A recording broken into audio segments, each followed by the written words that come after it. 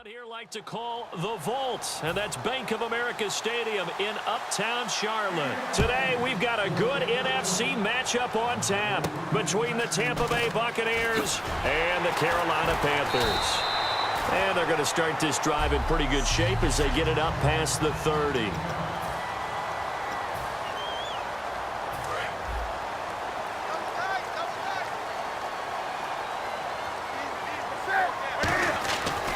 First down, Newton. Flushed out right. And this is a catch by Ted Ginn. And he'll be taken down, but not before he gets into enemy territory. We often, with Cam Newton, talk a lot about his legs. Don't forget about that arm. He can throw it on a rope. He can loft it. He's got the touch that's been developed throughout his career. But the big part about just watching him throw it, it seems almost effortless. Time running out here on the play clock. They'll run. This is Jonathan Stewart. And some room to run now. And he gets this inside the 35-yard line. They give him 15 more, and it's another first down. Now hold everything here. We're going to get a timeout by the offense. So as they take it over, we step aside.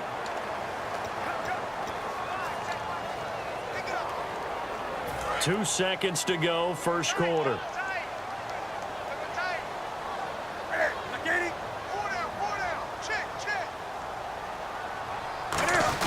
Well, now they'll try the end around. Oh, a little 360.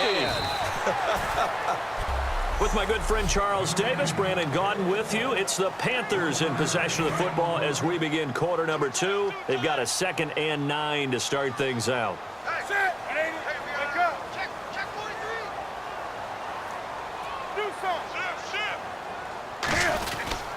Newton turns and hands to Stewart. And inside the 20 before he's brought down. Give him 12 yards on that one. It earns him a fresh set of downs. And the numbers down a bit from their Super Bowl year this season for Jonathan Stewart. Did have some injuries. He finished with 824 yards. 9 touchdowns, though. Good in that department. When it's around the goal line, he's a terrific runner because he knows how to get there, and he can run through contact, run through trash, as we like to say. That's part of the reason he accumulates injuries that he does, because he runs inside a lot and takes on those linebackers. But they're going to work on Jonathan Stewart in the offseason, get him healthy, and have him back ready to go for next season.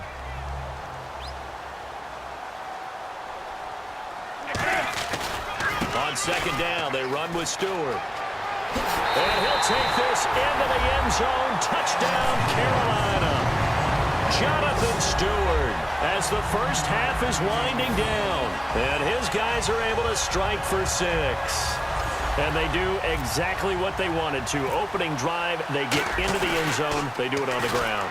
And not only is the person lugging the ball happy, of course, because he got it into the end zone. How about the offensive linemen and receivers who are blocking for him? They have to feel great about themselves, sticking it in the end zone on a running play. Gano now following the touchdown here to kick it away. This one taken just inside the 10. And a good return. He's across the 35-yard line, right around the 36.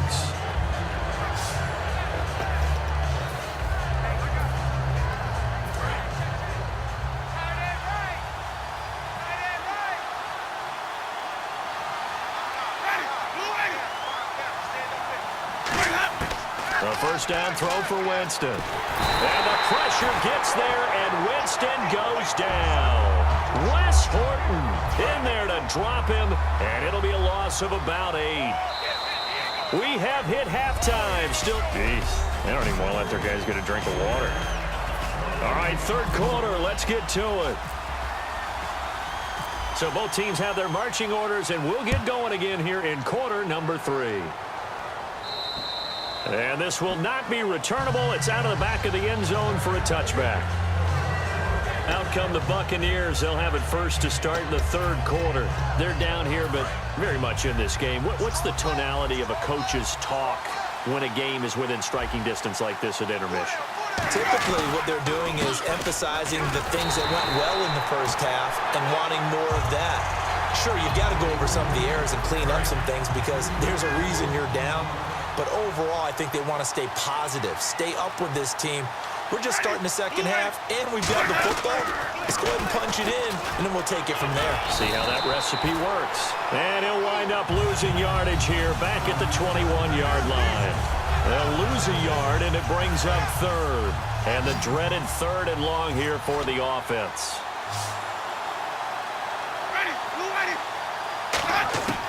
Third and long for Winston. And that is incomplete.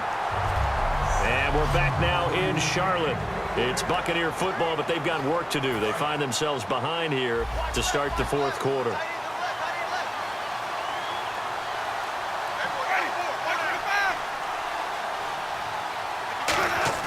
He'll look to throw.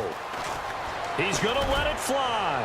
And that is incomplete. They had to go for it with such little time remaining. And that'll be just about all she wrote for this one. So now let's look at the situation. They do have all 3 timeouts remaining. So barring a first down, they could conceivably get the ball back. So now it's all about defense and stopping the clock. Don't give up any yardage, right? Use your timeout. And now the Bucs deciding to take a timeout defensively. It's just their first. They've got 2 more to use here in the final stages. They keep it on the ground. Again to Stewart. Uses the stiff arm. Give him 3 yards on the run there. That still leaves them with a difficult 3rd and 8 coming up. And if they want to keep this drive alive, they'll need 8 yards here on 3rd down. And the Bucs with an extra defender in the secondary now on 3rd down. And the Buccaneers go ahead and take another timeout. And now following that timeout, the defense back out onto the field. So on 4th down, out trots the kicker in a big spot here. This to make it a 2-score game. And Gano's kick is right through. And that will make our score 9-0. So barring something extraordinary, something crazy here in the closing stages, that field goal should just about put this one on ice. Brandon, this will be a great win for them. The better team's going to win this game, no question about it. And he'll take it past the 25 and up to the 28-yard line.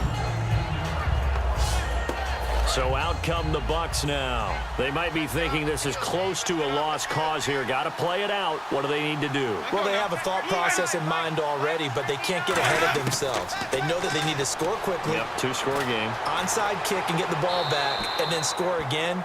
But they can't worry about the last 2 points. The only thing that matters is scoring quickly. Then they'll take it from there.